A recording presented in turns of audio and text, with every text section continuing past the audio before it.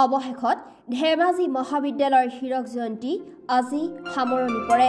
সামৰণিৰ দিনটোত দেখিবলৈ পোৱা গ'ল বাৰেৰহণীয়া সাংস্কৃতিক শোভাযাত্ৰা বাহিৰ কৰে ছাত্ৰ-ছাত্ৰীসকলে। এই সাংস্কৃতিক শোভাযাত্ৰাত বিভিন্ন সাংস্কৃতিক অনুষ্ঠান আয়োজন কৰে ছাত্ৰ-ছাত্ৰীসকলে। প্ৰথম কাৰ্যসূচী আৰম্ভ কৰে শিক্ষামন্ত্ৰী ডাক্তৰ ৰণোজ পেগুৱে। প্ৰাক্তন ছাত্ৰ-ছাত্ৰীৰ লগতে ধেমাজি জিলা তথা অসমৰ বৌদ্ধিক মহলে হীৰক জয়ন্তীৰ দিনটোত অংশগ্ৰহণ ল'বলৈ ধেমাজি মহাবিদ্যালয়ত উপস্থিত হোৱা পৰিলক্ষিত হয়। ছাত্ৰ-ছাত্ৰীসকলে উলিওৱা বাৰেৰহণীয়া সাংস্কৃতিক শোভাযাত্ৰাই উপস্থিত ৰাইজক আনন্দ দিয়ে।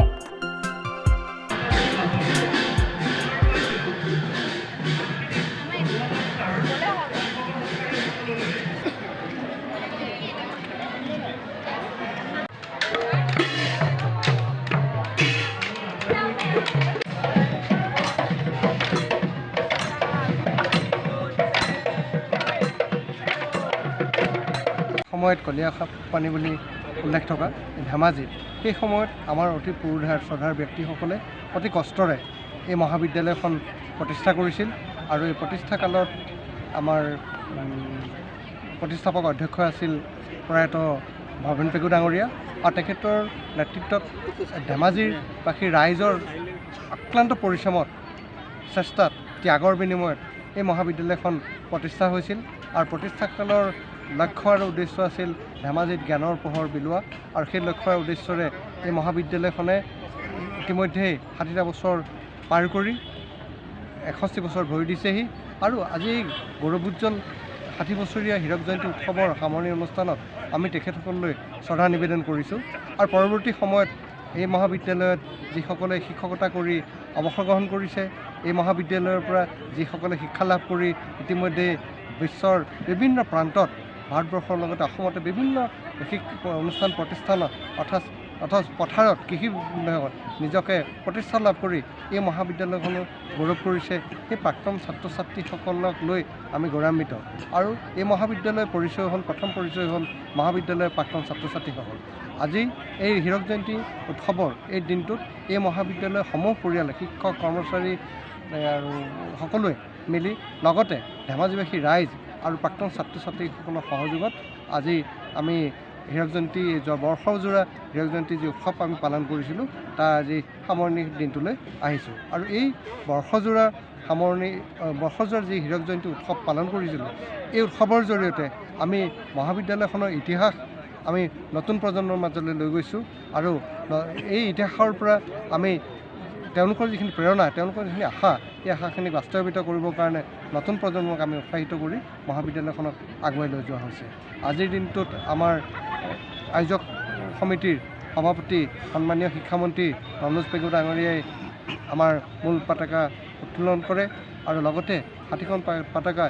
প্ৰতিষ্ঠা কালৰ যিসকল ব্যক্তি আৰু পৰৱৰ্তী সময়ত অৱসৰ গ্ৰহণ কৰা ব্যক্তিসকল, ধেমাজি গণ্যমান্য ব্যক্তিসকল, ধেমাজিবাসী ৰাইজ, এই মহাবিদ্যালয়ৰ শিক্ষক, এই মহাবিদ্যালয়ৰ প্ৰাক্তন ছাত্ৰ ছাত্ৰী সকলোৱে মিলি আজি আমাৰ পতাকা উত্তোলনৰ জৰিয়তে এই অনুষ্ঠানৰ প্ৰথম শুভাৰম্ভণি হয় আৰু তাৰ পৰৱৰ্তী সময়ত এটি বৰ্ণাঢ্য সাংস্কৃতিক শোভাযাত্ৰা হয়। এই সাংস্কৃতিক শোভাযাত্ৰাৰ শেষত আমি আহি মহাবিদ্যালয়ত উপস্থিত হৈছোঁ। ইয়াৰ পাছতেই আমাৰ যিসকল প্ৰাক্তন ছাত্ৰ ছাত্ৰী আছে তেখেতসকলৰ সন্মিলন আৰম্ভ হ'ব আৰু তেওঁলোকে নতুন প্ৰজন্মক তেখেতসকলে পাই অহা দিনবিলাকৰ ইতিহাস সোঁৱৰি নতুন প্ৰজন্মক তেওঁলোকৰ অভিজ্ঞতাৰ জৰিয়তে নতুনৰ বাট দেখুৱাব আৰু সন্ধিয়ালৈ এলামনীসকলৰ জৰিয়তে এটা সাংস্কৃতিক অনুষ্ঠান হ'ব। আমি গৌৰৱ অনুভৱ কৰোঁ এই এলামনী অনুষ্ঠানটোত অসমৰ বিশিষ্ট গায়ক গায়িকাসকল যিসকল নিমন্ত্ৰিত হৈছে সেইসকলৰ আটাইকেইগৰাকী এই মহাবিদ্যালয়ৰ প্ৰাক্তন ছাত্ৰ বা ছাত্ৰী, যেনেকৈ আমাৰ পাপৰি গগৈ, আমাৰ মৌচুম গগৈ, গৌতম কোঁৱৰ আদিকে ধৰি বিভিন্ন প্ৰতিষ্ঠা লাভ কৰা শিল্পীসকলে এই অনুষ্ঠান পৰিৱেশিত কৰিব। অহাকালিলৈ পোৱা আমাৰ প্ৰাচী পত্ৰিকা উন্মোচনেৰে আমাৰ দ্বিতীয় দিনা কাৰ্যসূচী আৰম্ভ হ'ব আৰু তাৰ পাছতে এখন আমাৰ শৈক্ষিক আলোচনা হ'ব আৰু য'ত নেকি আমাৰ অসমৰ বিশিষ্ট ব্যক্তি ঋষিকেশ গোস্বামী ডাঙৰীয়াই উপস্থিত থাকিব আৰু লগতে আমাৰ সাংস্কৃতিক বিভাগৰ সাংস্কৃতিক কৰ্মী বিশিষ্ট ব্যক্তি অমানন্দ দুৱৰা ডাঙৰীয়াই আমাৰ মাজত উপস্থিত থাকিব আৰু আমাক গৌৰৱ অনুভৱ কৰিছোঁ আমাৰ মাজত উপস্থিত থাকিব এই মহাবিদ্যালয়ৰ প্ৰাক্তন ছাত্ৰ বৰ্তমান IITৰ প্ৰফেচৰ ডক্টৰ ৰঞ্জন তামুলী আৰু উপস্থিত থাকিব এই মহাবিদ্যালয়ৰ প্ৰাক্তন ছাত্ৰী ভাৰতবৰ্ষৰ প্ৰতিষ্ঠা এংকলজিষ্ট ডাক্তৰ গায়ত্ৰী গগৈ আৰু তেওঁলোক এই গোটেই অনুষ্ঠানটোৰ জৰিয়তে আমাৰ যিসকল পুৰণিসকলক আমি আমাৰ যিখন সন্মানীয় ব্যক্তিসকল সকলোৰে মাজত এক আলোচনাৰ জৰিয়তে এই মহাবিদ্যালয়খনক নতুন বাট দেখুৱাবৰ কাৰণে আমি আশা ৰাখিছোঁ আৰু ৰাতিলৈ এই মহাবিদ্যালয়ৰ ছাত্ৰ ছাত্ৰী আৰু বিভিন্ন প্ৰাক্তন ছাত্ৰ ছাত্ৰীসকলক লৈ সাংস্কৃতিক অনুষ্ঠান হ'ব নিমন্ত্ৰিত শিল্পী হিচাপে নীল আকাশক এই অনুষ্ঠানলৈ নিমন্ত্ৰণ জনোৱা হৈছে আৰু এই সাংস্কৃতিক অনুষ্ঠানৰ শেষতে আমাৰ এই বৰ্ষজোৰা যি কাৰ্যসূচী সফল সমাপ্তি ঘটিব বুলি আশা ৰাখিছোঁ আৰু আজিৰ দিনটোত মই খুব আনন্দৰে ঘোষণা কৰিছোঁ যে প্ৰতিষ্ঠাকালৰ যি ৰাইজৰ আশা জ্ঞানৰ বন্তি জ্বলিব